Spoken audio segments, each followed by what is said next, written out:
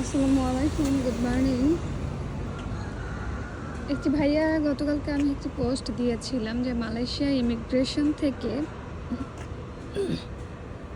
108 জনকে tourist visa যারা বাংলাদেশ থেকে এসেছিলেন বাংলাদেশিদেরকে ফেরত দেওয়া হয়েছে।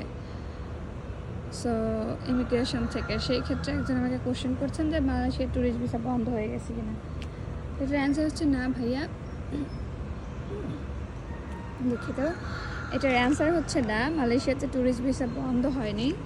আপনারা এখন মালয়েশিয়াতে ট্যুরিস্ট ভিসা আসতে পারবেন, কিন্তু যিনি রিয়েল ট্যুরিস্ট তাকে ট্যুরিস্টদেরকে কিন্তু দেখলেই বোঝা যায় যে কি ট্যুরিস্ট। আর আসলে ওই যারা আসছিলেন 108 জন, ওরা বিভিন্ন এজেন্সির মাধ্যমে কন্ট্যাক্ট করে আসছিলেন। তারা আসলে শ্রমিক দেখেই বোঝা গেছে তারা কাজ করবে এখানে।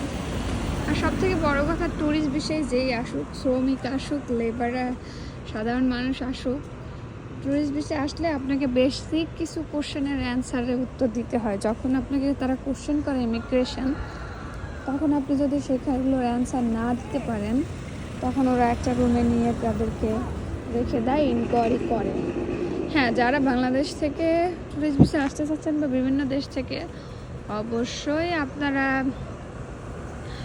সুন্দরভাবে আপনার পাসপোর্টটা দিবেন, ডকুমেন্টারি হাতে গুছিয়ে রাখবেন, নিজে যা অ্যান্সার দিবে সুন্দরভাবে, যা জিজ্ঞাসা করবে অ্যান্সার দিবেন।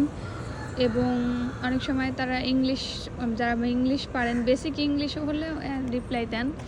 ইংলিশ যদি না পারেন বা না বলতে পারেন আপনি কেন আসছেন, কোথায় যাবেন, সেটা একটা এসওপির মাধ্যমে একটা কাগজে লিখে নিয়ে আসবেন টাইপিং করে, সেটা দেখিয়ে দিলে ওরা বুঝবে। আপনি যদি এখানে 1 সপ্তাহ থাকেন, রিটার্ন টিকিট সহকারে কাটবেন এবং 1 সপ্তাহ চেষ্টা করবেন হোটেল বুকিং পেইড করে আসার জন্য, কারণ ওরা হোটেল বুকিং পেইড দেখতে চায়।